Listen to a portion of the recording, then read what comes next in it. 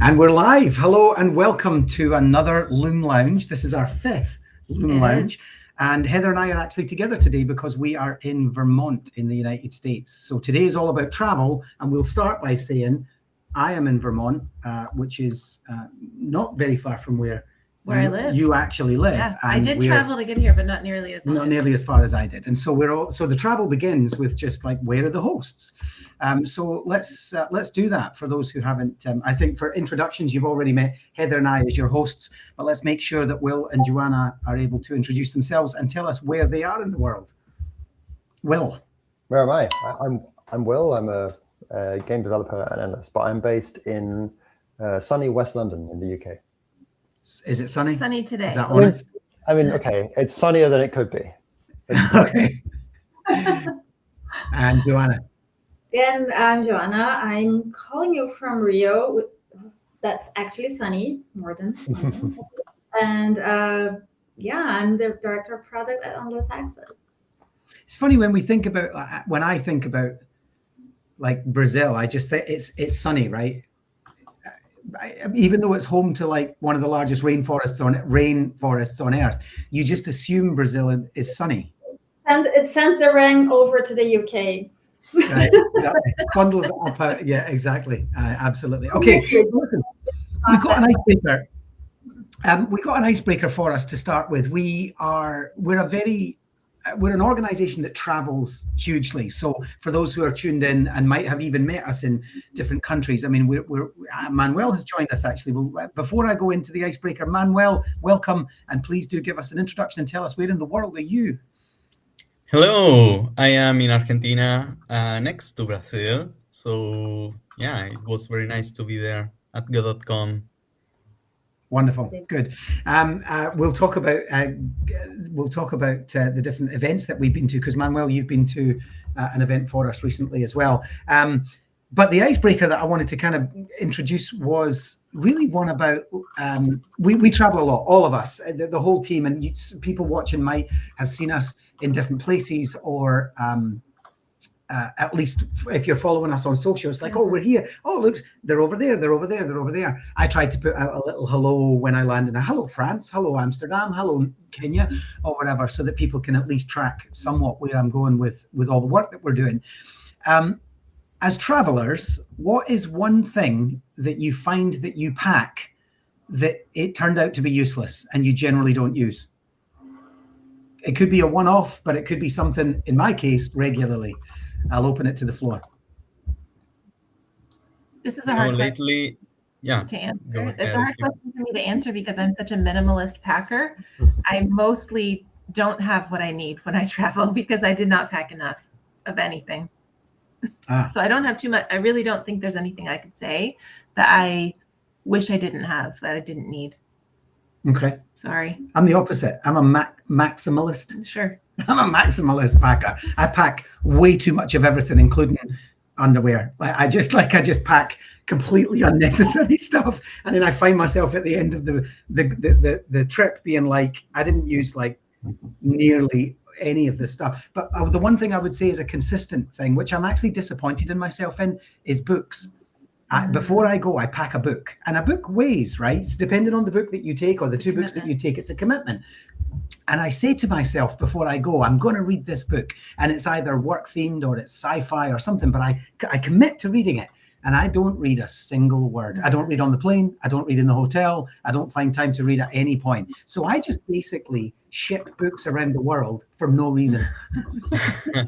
No reason at all. And then I bring them home and put them back on the shelf. That's why you have to have an e-reader. I pack all of my books in the e-reader, and I don't read them, but I don't care.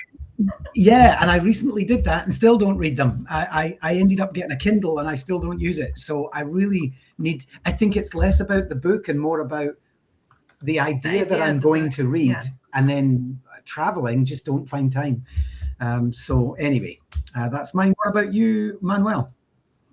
Yes, lately I carry more and more technology stuff. Like I went with this joystick that I didn't use. I went with a thing to connect the Switch to a TV that I didn't use at all. maybe just in case Yeah. I were able to play in the hotel, but no. Yeah. Yeah. How It's about funny you, you say Will? that. No, I was actually going to say the same. Your controller looks suspiciously similar to mine. But Yes. it wasn't this one. But when I went to Amsterdam last month, I packed a controller because I thought, well, maybe I'll show people the game, and I think it's best played with a controller. So I packed a controller, and then at the last minute, I thought, oh, maybe I should try and make the controller be a slide clicker so I can walk around. And not only did I not use that, I didn't show a single person like the game running on my laptop at any point in the 2-day period. Didn't touch the controller. But something that I wish I'd packed, I packed these headphones I'm wearing now, and then I forgot to put them in my rucksack for taking out with me during the day. So when there came a moment when we could have really used some wired headphones, like, oh yeah, I brought them to this country, but they're sitting in a flat half an hour that way. So I packed everything I needed. I just didn't have it with me. Didn't have it on your feet. I've got. Which is even worse than leaving it at home. There's also people, one thing I am grateful for, and I'm just going to put this out to the public who are watching. Thank you if you're one of those people that travels with every kind of cable that ever existed ever, including historical. Steve Isaacs, who some of you may be familiar with, is one of those people. The number of times I've been like, oh, I don't have a mini USB to mini HDMI. And Steve Isaacs goes in his bag and goes, what, one of these? And he has it. And I don't know how he does it, but he's always got, and there are others, you know, I've worked with others who are just like, oh yeah, I've got that somewhere, go raking in their bag, and they find the cable that you needed. And that cable hasn't been used since PlayStation 1. But they've got it somehow, traveling. So I'm very grateful to them. So thank you for that. What I do want to kind of start also with before we go into what have we been doing is why we travel. Actually, Joanna, did we find out from you? What was the thing you forgot? Oh, it's always about weather. It's always about I either bring too many coats or too not as many coats that I need. So it's always about not wearing the coat, or like we should brought one. Yeah. Bring a big, because we've seen you in a big giant, like heavy. Yeah. A little bit too much, because January in Scotland, I overpacked and I brought an extra very light jacket to São Paulo with Manuel. Useless, like regardless of the weather, like it's always. Yeah. I mean, layers. The one you brought to Scotland, you would have thought you were going on like some excursion to the Arctic. Yeah. Like, I'll be honest. That's all I need there. I can wear a t-shirt and that's fine. So it's you brought like a walking sleeping bag for like minus 90, and then walked around in it in Scotland and didn't need it. It's very comfortable. Okay, all right. Scotland's cold, but it's not that cold. Okay, so before we go into like where have we been, what have we been doing, because it's actually a really busy season for us. Very, very exciting. Let's start with why. Why do we travel? Heather, talk a bit about why we do what we do and why it's necessary for us to do that face-to-face and around the world. Yeah, well, there's a couple different audiences that we work with, and one is our learners. So working directly with learners is really important for us. And when we can get together with them and see them on the ground, it really helps us to inform the design of our learning programs. The other is teachers, educators, and other nonprofits that we work with, and seeing their work on the ground. And we'll talk a little bit about examples of this, like in Nairobi recently, but it's really powerful and helps us connect the dots and helps us identify any gaps in the programs that we offer and the game that we're making, to make sure that when we do work with them and have programs running, that we're meeting their needs. And so to meet with our partners and learners and educators on the ground is really informative for us. It's one of the main reasons. And I think the other thing, which I've said for years, and I'm glad that we're able to kind of roll this out in the same way at Endless, is quite often these things are not about showcasing what we're doing. We don't need to be the big I am in the room. Very often it's about listening. As a non-profit organization working with some of the most disadvantaged children in the world, listening to what is going on in the world, the pulse of the world, what our partners are seeing and hearing and needing, is actually vital. And so quite often it's a listening exercise for us. And I've literally had people say to us before, do you have a booth? And I say, no. And they say, are you keynoting? Are you speaking? And it was no. And they're like, well, what are you doing? And I say, well, I'm listening. I'm talking to you and I'm talking to other people, and we are going to find out what the industry, what the world, what the economic system looks like, what accessibility to technology is looking like. We're looking for trends, we're looking for barriers and blockers, and then we can all go back, we gather as a team, and we come back and we share those learnings, and we develop solutions for exactly what we're hearing. And I think sometimes, especially big events, we talk about the BETs and the ISTEs and the GDCs and all that kind of stuff. Don't get me wrong, they're magnificent. We love them. It's why we do them. But I think there could be a lot more listening in order to find solution funding than always assuming that it has to be about stage presence or some kind of booth presence to showcase. So I think that's a really important thing for us as an org. Sure. Yeah. Anyone, any other thoughts on that about why we do what we do?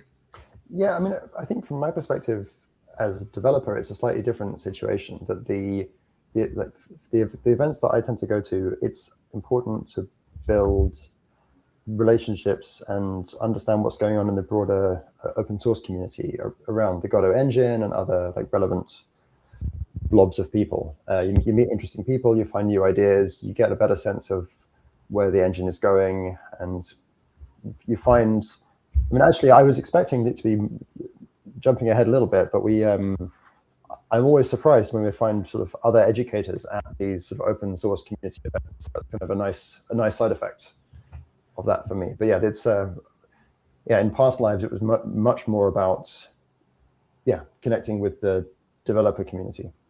Okay. Yeah. Thanks, Will. Thank you.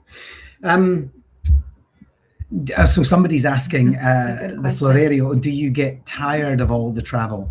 I'll put that out to the group, but I do have my own thoughts on that. Not yet is my answer. It's amazing. It's amazing to go and meet people from different parts of the world. And like Stephen said, listen and learn, not just about our programs, but also about their culture and all the different things that are happening in the region.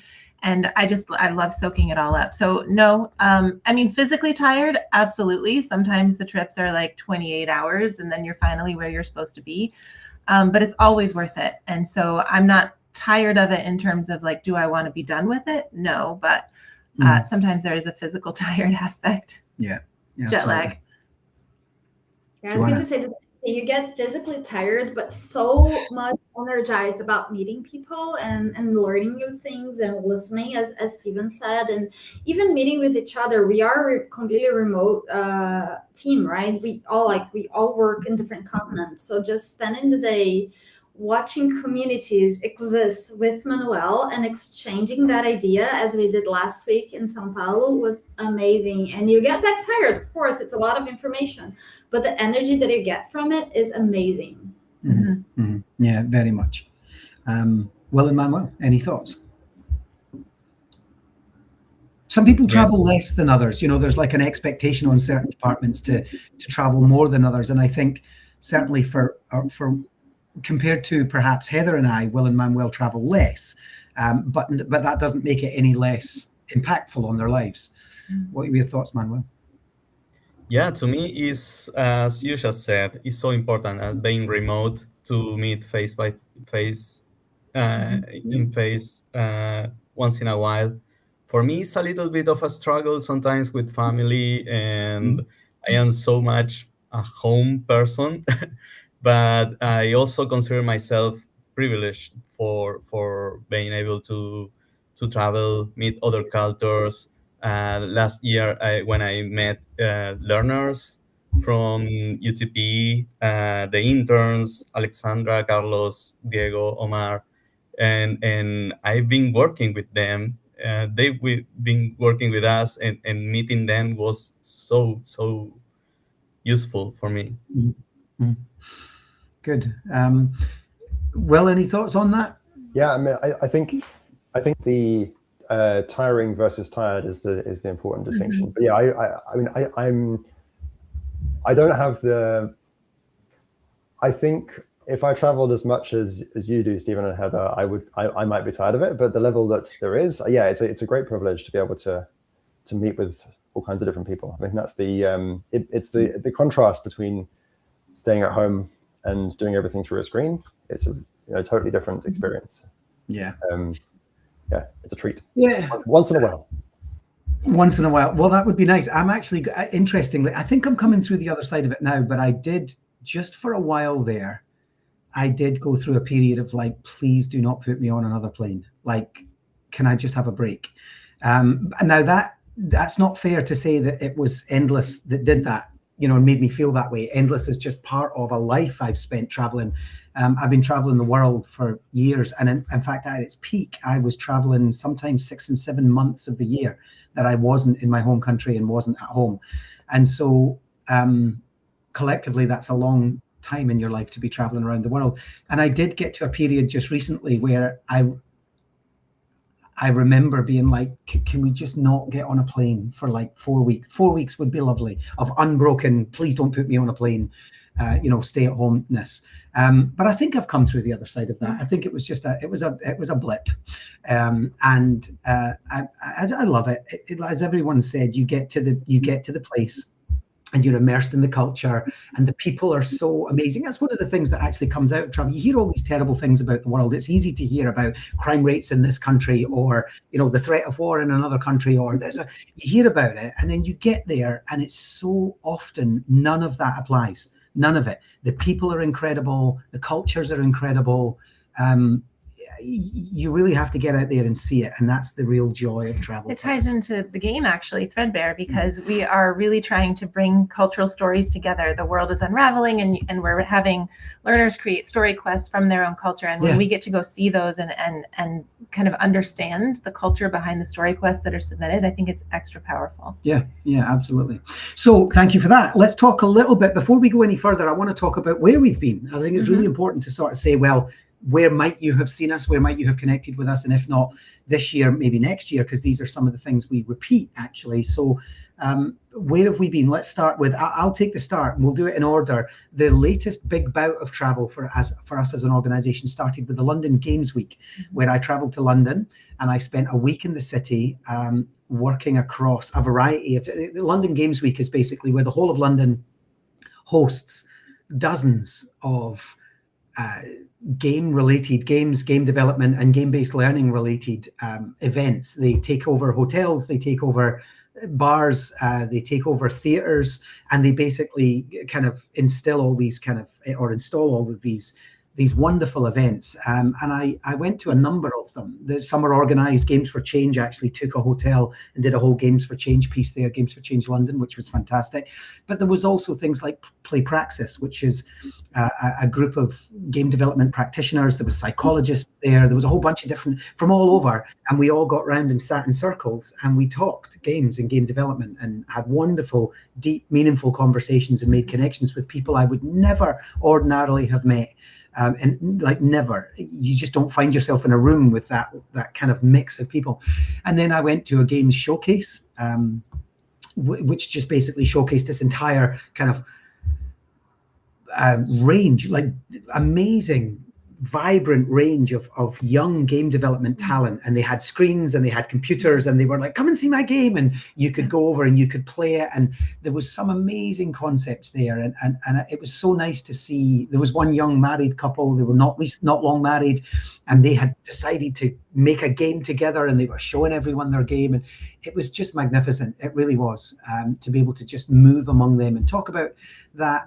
And then the final thing, and there was a few others in between. There was lots of socials and things, but the big one that stuck out for me was also Weird Worlds, which was a kind of a wind down that I went to. It was kind of it was evening wind down, but it was all about narrative building and world building over a drink. So you could go in, you could have a soft drink or an alcoholic drink, and then you could just chat to people about how worlds come to be. And of course, building the Threadbare world is where it's core to our success. And so to go and talk to people about how their worlds, whether they be fantasy worlds, romantasy worlds, cyberpunk worlds, people fan fictioning off things like Call of Cthulhu or whatever it happened to be, that world building kind of conversation late into the evening was really something.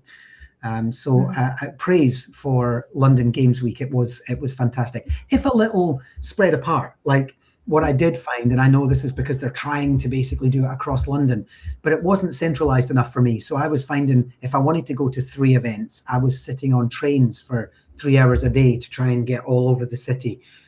So that would be one small thing I would say about it. What is the attendance like at London Games Week? Is it, I mean, are we talking thousands of people? Oh, tens of thousands, Yeah. tens and tens and tens of thousands. Every event that I went to was packed, regardless of how obscure a place. Like when we went to the Play Praxis place, I had to get 2 or 3 separate trains, walk out into the suburbs of London somewhere, and it was in a small art studio behind an all-girls school, and the school was beautiful. It was like, had this Hogwarts feel about it. But anyway, I went into the art studio, went up the stairs, opened the door, and there was thousands of people in this room. And I was just like, where did they come from? They'd all found their way there. So it was really something. The London Games Week was something. Where did we go next? Yeah, after that was Nairobi. Right. In Nairobi, Games for Change hosted a summit in partnership with the UN. And so there were several events during the week.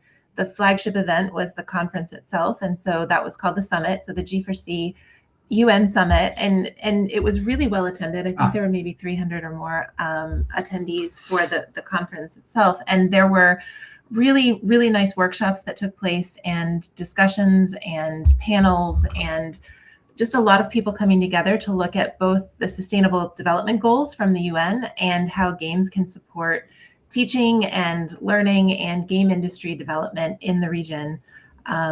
Not just Kenya, but Africa in general. It was a conference people there from related to Africa. Cameroon and Nigeria and all sorts. It was South Africa. It was fantastic. Yeah, and we also had the opportunity to do some site visits as well. And so we can talk more about that.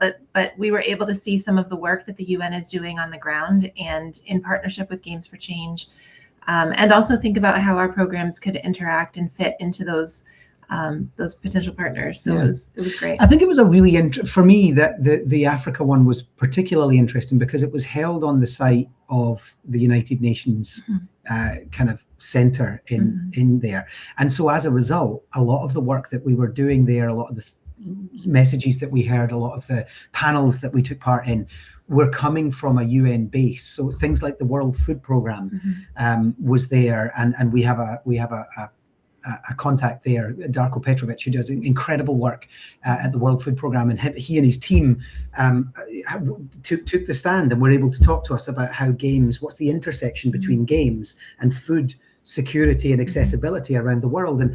And it was so, I think that was one of the big wow factors for me for that particular trip, was that I just come from London, where there's a bunch of people standing in an art gallery going, how do we do more of this? And then you get to Games for Change Africa, and it's like, see, and it's like, well, the UN could help. They're looking, in fact, the people that we met in Africa were looking for the kind of people I'd met in London, and the people in London were looking for the kind of partners we met in Africa. And so, and I'm sure that's true all over the world. It's not just that kind of one link. So it was amazing to see it all tie up. And the idea that the United Nations and others, but the United Nations are thinking about games and game development as access to world solutions was really something. Yeah, that was fantastic. Just a brief bit. Let's talk about where we did go, though. We did do. We want to go into the site visit? Let's do the site visit, and then we'll move on to where we went next. Sure. So we were really fortunate to join a group from the UN that included a woman named Rosemary, who was our host, and Ian. He was the director on the ground at the program. But we went to Kibera, which is the largest informal settlement in Africa. And we were able to see their digital skills program in action. And this is through the World Food Programme. And they basically have this idea that you can't have food security if you don't have money coming in. And so in order to have money coming in, you need to have skills. And right now, digital skills are one of the ways that the people in that community are able to earn a living. And so we saw some really incredible work being done at a program in Kibera. And they were doing rigging for 3D animation. They were training AI models to do 3D rigging. And that was really impressive. And what they do is they take the learners through a couple weeks of training, and then they partner them with a real world client, and they're able to kind of apply the skills right away, earn income, and just continue to grow. And it was amazing, actually, because we were able to see, like, they were telling us that on the other side of that work, so the students that we saw in this in this informal settlement are getting access to these technologies, and they're breaking this stuff down, and they showed us how to make an animation, a rig run and then climb and then jump. And they do that in all sorts of different ways. So everyone ends up being unique. And then they package those little rig animations up and they send them to the industry. And so the industry don't then have to pay someone else to do that at their end. They just go to a library of 1,000 different rig animations and go, I need that one climbing, that one jumping, and that one, fishing or whatever. And then they apply that to Crimson Desert or, whatever new video game, Wukong or whatever new video game comes along. And of course they do have to edit it, but it was almost like this kind of almost factory-esque kind of like creative factory and I loved it. It was so, and the kids were so into it, weren't they? They were so excited and they knew it. They told us all the things about this is how and this is why and this is what you do. Oh, and by the way, we get paid for this. Well, they told us that how it unlocks opportunity for them and all of the different things they've been able to do since starting the program. And also there was another group of younger learners that were learning EarSketch, which is an open source, I think, tool that uses that teaches sound development through computer science. And so it was really, really cool to watch some of the work that they had done and understand that when these were younger learners, these were like 15 to 17-year-olds. And so they were learning skills in preparation for their future. But what's really nice about something like sound design is while you may not go into that career, you're learning all kinds of skills while working on a team to produce something digitally. Just the digital skill development and the collaboration and the future ready skills that come out of something like that. And so it was really nice to see that in action. And they were doing the stuff that we like to do. It was really nice to see it working in Kibera. Yeah. And I think last note before we move on is you said there that they get paid for it and they were able to tell us what that means to them. One guy had literally, he stood up and he was so proud and he said, so I didn't know what I was going to do, and I was living in Kibera and there was no way I could afford to fall in love and get married. And he said, and I got married last week. He was just he said I was able to pay for the wedding. I didn't have to bother my parents. And that's a huge thing, right? It was just like he'd fallen in love, he got married, and that was an aspiration that was just off the table, like until these opportunities come along. In the most what we would ordinarily, let's face it, no one really thinks that Kibera or any other informal settlement is somewhere where you're gonna find those opportunities, but it's there. It was magic. Anyway, so Kenya was fantastic. Wonderful trip. Where did we go next? We went up to Amsterdam where Will was and GodotCon. We did. So I'm going to let Will take this because he was the hero of this story. He was. I wouldn't go that far. So yeah, we converged, the three of us plus Sarah, our producer, converged from 3 different continents on Amsterdam, which is fun. GodotCon is the annual-ish community-driven event for the Godot engine, and it was hosted in a cinema in the north of Amsterdam, which I was a little bit skeptical of. I wasn't sure that a cinema would be a very good venue for a open source conference, but actually it was great because games are a very visual medium, and normally at conferences the problem is like, oh, is the projector going to work? Is the lighting going to be bad? Is anyone going to be able to see the screen? And if you're in a cinema with a 10-meter high screen, it's incredibly bright. Yeah, you can see the screen. So it was great for some like good visuals. So yeah, I put at the start of the slide the talk I gave the animated version of the background that's behind Stephen and Heather. And Stephen, I remember you got so excited to see that it was really cool. Yeah, it was it's a 2-day event with people mostly from around Europe, although other people from other continents as well. Good times were had by all. I think there was a lot of stuff there. I have a blog post about some of my notes from the talk, and it is 5 pages long, so that tells you something. Wow. Yeah, and you did a presentation there. Well, your presentation that was in the cinema screen, and we sat at the front, and of course, and you got a great crowd. The kind of layered seating, if you like, the trestle seating was fantastically full. Just tell us a bit about what you presented on. Yeah, so I was talking about our game Threadbare, but through a particular lens of how we have structured the game project to be accessible to beginner contributors and to a lesser extent beginner players as well. And then the trade-offs that are involved in doing that. So there are some things where we can choose whether we want to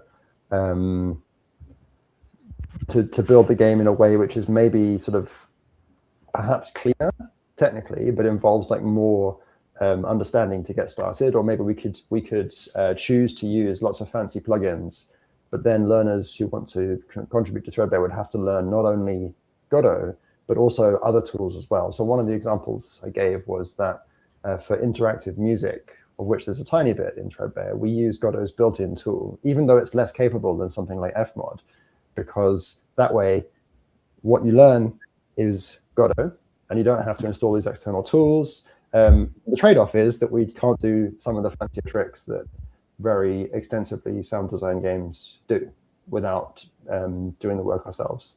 And it sort of has some consequences for gameplay as well, which I talked about. But yeah, I think it was, I was trying to give a kind of different lens. And I guess my lens on this is less from the learning side, it's more from the game design and development side. But yeah. With excellent help from learning colleagues, I hope I managed to give a good flavor of the ways which the ways that are specific to education. Because there are lots of open source games in the world. So one of the questions is, why on earth do we need to make a new game for people to contribute to? And the short answer is because most open source projects are not set up to have hundreds of contributors at any given time, and they assume that the contributors are experienced open source contributors. And neither of those things are true for us. We want hundreds or thousands of contributors at any given time, and most of those people have never opened an issue on a project before, let alone sent a change to the game. Well, after or during your talk, I turned around to look at the audience, and they were fully paying attention to you. I know sometimes at conferences, especially, I think it was day 2 when you presented, sometimes people get a little tired, especially it was mid-afternoon too, that afternoon slot. And they were definitely paying attention, and we had some really good conversations with educators that were there after the fact, who are looking for exactly this kind of open source contribution model. And so it was really nice to watch you, and also to have Sarah there. I know she can't be in the call today, but it was great to watch her engage with educators too. I think it's because, and Will, your talk really nailed this, but I think it's because we sit at this very complex and unique intersection and somehow hold it together of education. You know, we have educators and we have game developers, and we're talking game development, but we're also in the open source space where we make everything accessible and contributable and Creative Commons and open source.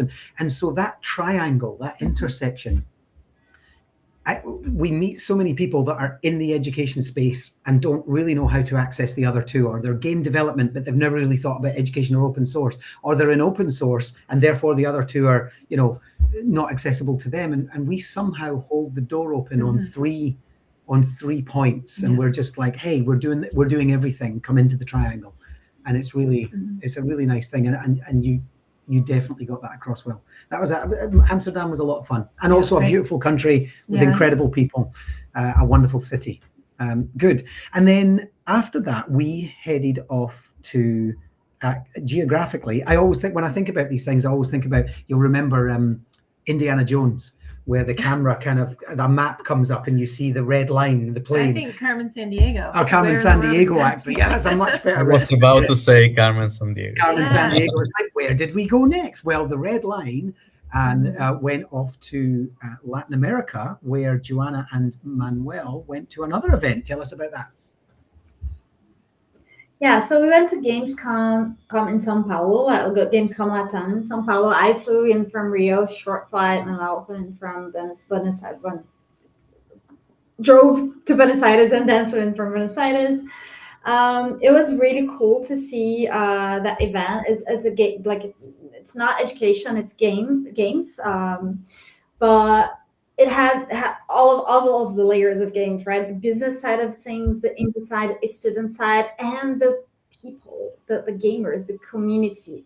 So I think one of the things that to me was most brilliant to see in this event was the groups of learners, group of students with their teachers going there playing games. Kids, lots of kids playing the games with their parents, and just people in general. And one of the things that I've learned, that I'm not from the game industries, right? So we're all learning these things together. So every time you go to a conference, we learn a new thing that might be obvious, but for us, it kind of connects a new dot every time. So one of the things for me is like we have this triangle that we were talking about, Steven, that's education, game development, and open source. But below all of this, sustaining all of that is the community of people, right? Yeah.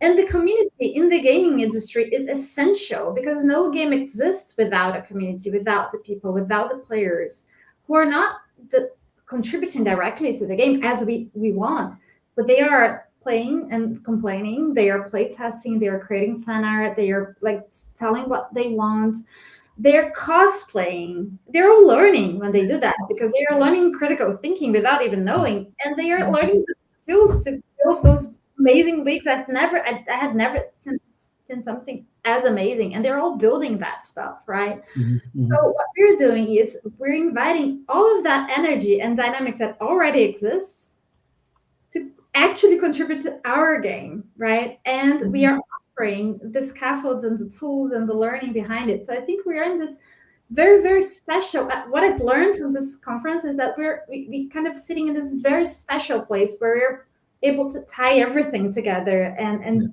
bring everyone in with us. And it was lovely to spend the day with Manuel. It was just one day, but I always am so happy to spend the day with my colleagues, because I learned so much from them and exchanged so much. It was great. Good. Manuel, what about you? What did you take from it? Yes, my first take was also spending a day with Joanna, because we've been brainstorming a lot. And then also I spent 2 more days, and another highlight I found, as Joanna said, this is a very heavy gamers event, a very big event. And there's the business side as well. So very interesting. I know persons who are developers that are creating a game, and they were super busy. I wanted to contact them, and they were super busy in business, in giving their speech. They are making a game in Godot. And then another thing, at one point I was walking around, and I saw Piskel. I saw a place like a workshop, and the learners were, there were people doing pixel art in there, and I started taking pictures. And at one point I started talking with the instructor, and they told me, yes, this is something that the government in Sao Paulo is doing. It's like a 1-year program they do. And it was very interesting that they were doing pixel art right there in the event, just as a showcase of what they do. And then they were talking about the game design document. And so it was very interesting to also see that inside because this is a very big event. There was Nintendo there was Sega. So it was very nice. Good. That is a lot of travel. Yeah, that is a lot. That's a lot of travel for such a small team as well. I mean, we in terms of those of us who travel, there's largely only kind of 6 or 7 of us that at any time will kind of leave and go somewhere for this purpose. So it's a very small team and lots of travel. Floriero. Sorry, I'm going to keep saying it till I get it right.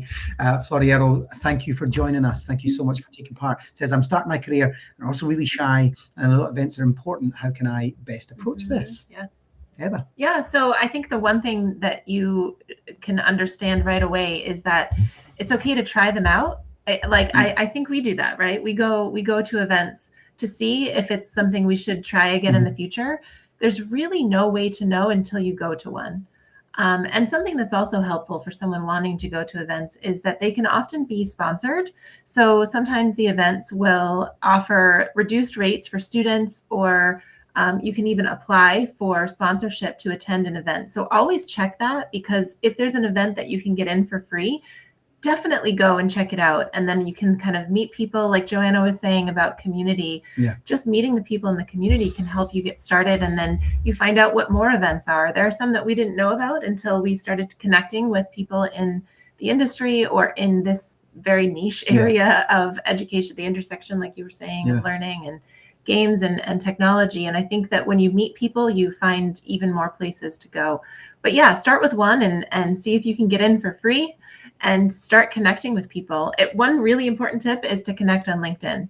I think we've all learned that, like, when you go to an event, the best way to be like, I guess just connect with me on LinkedIn so we can stay connected. And that's been really helpful. Yeah. The other thing I would say is specifically around the note of being shy. You're starting out in your career, you're not used to spending time with people, you certainly don't want to approach strangers, is a couple of things to keep in mind. First of all, so many other people feel the same way you do, and they're there. There's lots of yous there. There's lots of people there that are like, who do I talk to? When do I, what's the etiquette? Can I just say hello in a group? They don't know either. And so you find your people. And there will always be the vibrant ones. There will always be the confident ones. There will always be the ones that are leading the room. And that's okay. You don't have to be that person. Maybe one day you will, maybe one day you won't. But there are lots of yous there. Lots of people who are not sure about the room, not sure how to engage, and that's okay. In fact, I would go as far as to say most human beings are in that position. The second thing I would say is you also don't have to get on stage. You don't have to take part. You can be a lurker. You can be quiet. You can sit at the back with your room. There should be room in all of these events for the introverts too. And actually, sometimes even I do that. I when I'm at events, I can be outward going, but sometimes I choose very specifically to go with a notepad and actually not engage nearly as much as I traditionally would. And I just listen and I take notes and nobody bothers me, and that's okay. So I think that's important. So we have a story from Joanna and I went to a symposium in Washington, D.C. last year, and it was really interesting. We're both introverts. Joanna and I are both introverts, but we presented, so we looked like we were extroverts, I think. And there was a man in the audience that we were happy to see, of course, like everyone else. And then I recognized him later at lunch. And Joanna and I were eating at a table, and he walked up and he said, I have to start by saying I'm really nervous. I've never done this before. And he said, I never, ever come up to people who have presented, but what you're doing is exactly what I'm looking for, and I want to get to know you. And it was really, really nice. Of course, we were like, sit down, let's talk. And it was really nice that he took that step to come over and talk to us. I think it's okay to do something like that. I mean, in Gamescom, I went for a break in a coffee shop. To the places next to the in the event, inside the event, and there were no tables. All the tables were busy, so I asked one person, "Hey, can I share the table?" And we started talking, and this person was preparing their talk because they were about to go on stage, and we met in that way. Also, the social events around the events, I recommend. Big events like GDC have a lot of social events, like satellite events. And it's very good to be, just go. Absolutely. So last comment on that is you are welcome. You belong there. Go to the events and get involved, but on your terms, on your rules. So look, as we wind up, and we should think about doing that shortly, but there's so much to talk on this subject. I do want to say, it's easy to watch a recap of one of our episodes. It's easy to watch this live and be like, okay, that was a cool trip. Wow, would love to have been in Nairobi. But the truth is, it's so much more than just us saying, oh, we went to this cool place and we met these cool people and the UN were there. Like, that stuff has to come back with us, and it has to go somewhere. It has to turn into something. So as a team, I put this out to the team. What does that look like when we get back? How do we transition to action? Mm-hmm. Yeah, I think for me, it's a matter of processing. I need some processing time. So I often will write a reflection or at least look at notes from the trip and think about how I can apply them. And I think I can say I know for sure that I come back from all of these trips with way more ideas than I had going into them. So ideas about, for example, game jams. We watched a presentation at Games for Change in Nairobi about game jams, and it gave me some ideas for something. And I think we'll be able to get something about a game jam up and running really quickly with some of the ideas that came from that talk. And it's really nice to be able to put something in action. Obviously, after you've processed it and you've thought about how what you learned can apply in your daily work. But I think that's one of the things that I like to do is give myself some reflecting time and then turn ideas into action. Mm-hmm. I think Manuel just had a, oh, that reminds me moment. Oh, so he's off to do something. He's like, I got something to do. Yeah, Joanna, how about you? You have one of those experiences. What happens? Yeah, I think I'm the same thing. When I'm there, I'm taking, because I forget things, right? I take notes or I send voice messages to people. Yes. Yeah, I can download them afterwards. So I do that a lot to Heather. Like when I somewhere and I had an idea, and then when I come back, I take all of this kind of scattered notes, like notes that I take on a notebook, on the phone, on a voice message. I put everything in a document, let it sit for a night, and then I start thinking about, okay, of all of these ideas, what are the opportunities and what are the things that we can do first to test? What are the testing things that we can find, right? Not big things, but small things that will like prove that idea makes sense or not. And what I like the most is that one idea that we have in one event matches one idea that other people have in another event. So, for example, the game jam that they're planning had is something that came up in both of the events. I arrived and said, oh, we should do this game jam like that. And I was like, yeah, I'm planning it. I'm like, great, that's it. So I think this is like writing everything down, processing, finding out the opportunities and the small tests, and then communicating with each other. Mm-hmm. Yeah, absolutely. Will, from a game development, and actually Manuel, sorry, from a game development perspective, you go to one of these events. What happens when you get back? How does that translate?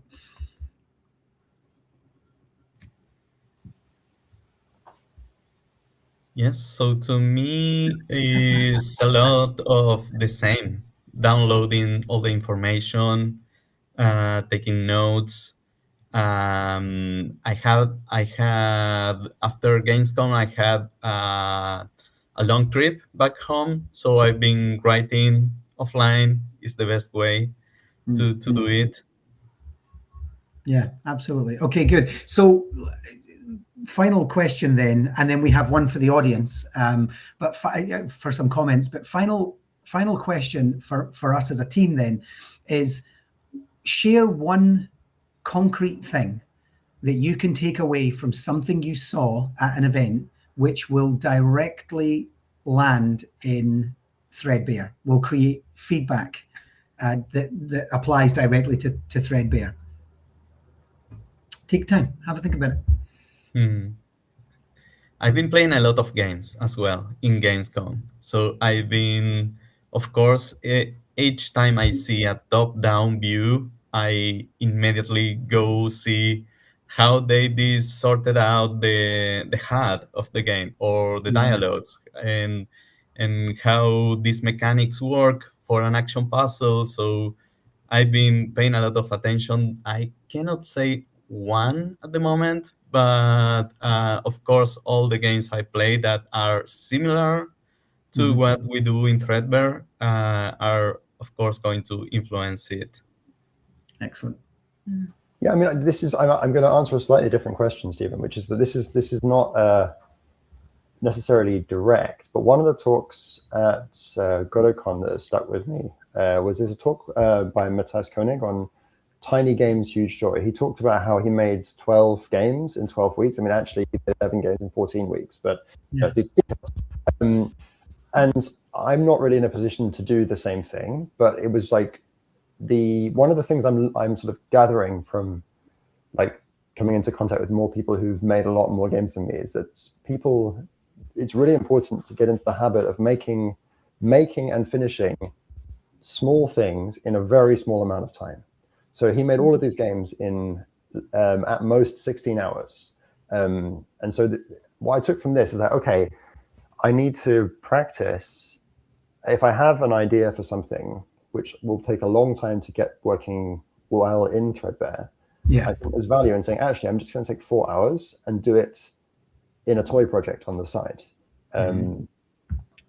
Finding the 4 or 8 or 16 hours to do that is the hard part. But I think that's like I think that will change how I approach some of these explorations. Is that in some cases it might make more sense to explore it in a fresh project rather than trying to integrate it with all the stuff we have in Threadbare and all the systems around it. And then in the worst case, we learn something and I move on and that sits there. But in the best case, if some idea pans out, then I can do the kind of long haul of getting it back into the game. So strangely, I think it may mean doing little bits not directly into the game.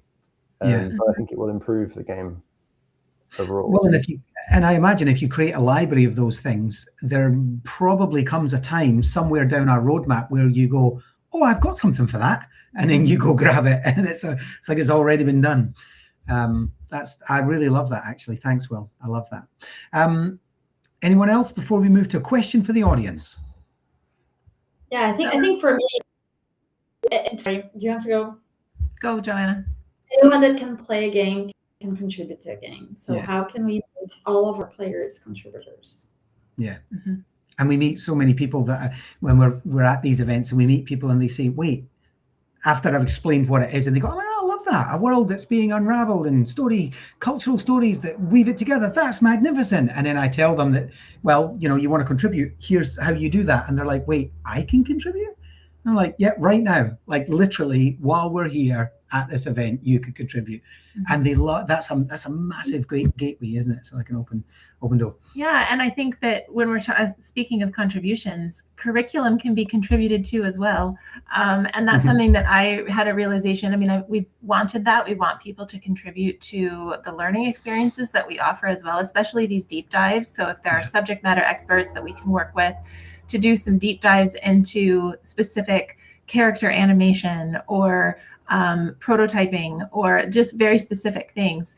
And the reason I'm bringing this up in the travel call is I met someone in Nairobi named Wes Kenyeria, and he came up to me and he said, do you have a course on IP and licensing? And I was like, wow, didn't even think about that, because so many people don't even want to go down that road. It feels very heavy and legal.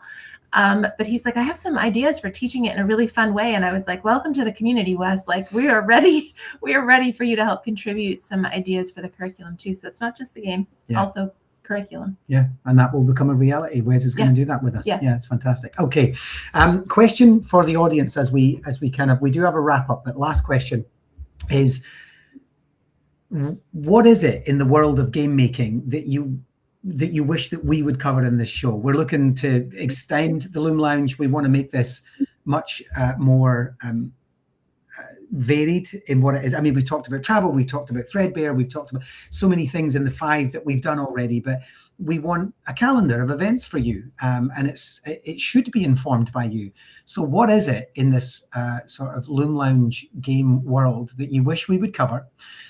Engines, roles, genres, events, drop-ins, meet the devs, showcases, figure it out sessions. What is it you want? Please just drop your comments to us, and we can work on those for you. We want the Loom Lounge to serve you. So while we're going through the wrap up, just give us those comments. Or maybe if you're watching the recording, you can also comment. Oh, absolutely. On the video. Yes. Thank you. Thanks, Manuel. Okay, so looking ahead at episode 6, and before we go, we need to talk about what we're doing for the next couple of weeks. In fact, summer gets really busy, right? Yeah. So we're shifting gears, and we're really going for it this summer. Where do we start? Events, yeah. So we've got Serious Play in Europe, in Germany. Yep. We've got Games for Change in New York, GodotCon in Boston, and Serious Play again in North Carolina.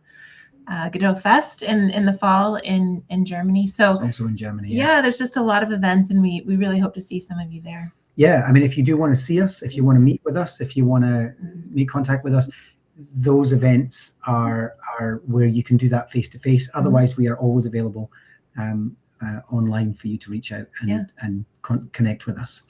And then looking ahead to episode 6, we're going to be talking about something that often gets a lot of eye rolls, and that is Git. But we have some really cool work happening. Did you just roll your eyes? Wow. It is difficult to learn, and I'm speaking that from personal experience, but also we've got some ideas for making version control less messy, and we're working on some tooling that could really help with this. And I think we're going to do a whole episode about it. It's pretty exciting. I don't know, Will, would you be able to give like a brief overview about backstitch and what that's all about? Sure. I mean, there's one way that Stephen has described this is as a multiplayer version of the Godot editor. So Backstitch is this plugin for Godot. So that's rather than versioning your project with Git, which involves you make your change in the editor, you test it. Okay, now you switch to another tool, you commit your change, you push your change, you tell your teammate who's in a different continent in another hemisphere. This is not hypothetical, of course. Oh, hey, this change is ready, Manuel. Please, could you pull this? Then Manuel goes to his command line or his Git GUI and he pulls it. Then he opens in Godot and then he tests it. With Backstitch, it replicates instantly. So you hit save, and within a second, anyone else who's connected at the same time will be able to see that change in their editor. So particularly for quickly iterating on something which would be in a way that would be fast if you're side by side on the same computer, and is normally slow if you're not in the same room or country or continent, it really makes a huge difference to doing that kind of stuff remotely. Yeah, it really does. So that's going to be, we're going to cover Backstitch in episode 6, and we'll do some screen sharing, we'll do some demoing throughout that. That's going to be fantastic. Yeah. So if anything you heard today made you want to get involved, if you want to contribute to the game, if you want to get involved in our learning programs, you want to be a learner, you want to be a contributor, if you're an educator watching this and you're like, hey, I want this for my kids, let's do this. You can get started. Join our Discord. You can grab the Threadbare code. That stuff will be coming up at the bottom of the screen. You can also what else have we got? There's a bunch of links that you can get involved in with us and get into our Git repository, a whole bunch of things. But start with the Discord. If you're not comfortable with Discord, there are other ways of reaching out to us, and check out the videos and the details. Yeah, if you're curious too, you can just go to our website, which is endlessaccess.org. So just check that out, and that will take you, if you missed the link to the Discord or the GitHub repo, you can get it from there, and you can also contact us directly there. Yeah, and those links are in the chat, right? That's happening. Good. And drop a comment before you leave. Let us know if you enjoyed this, what you enjoyed about it. Say hi. We are ever grateful that you turn up and give us support. And we just want the Threadbare program to get out to as many people as possible and help some of the most disadvantaged people in the world and everyone else besides learn how to make video games as access to a digital economy. We are Endless Access. Thank you so much for joining. Thanks, everyone.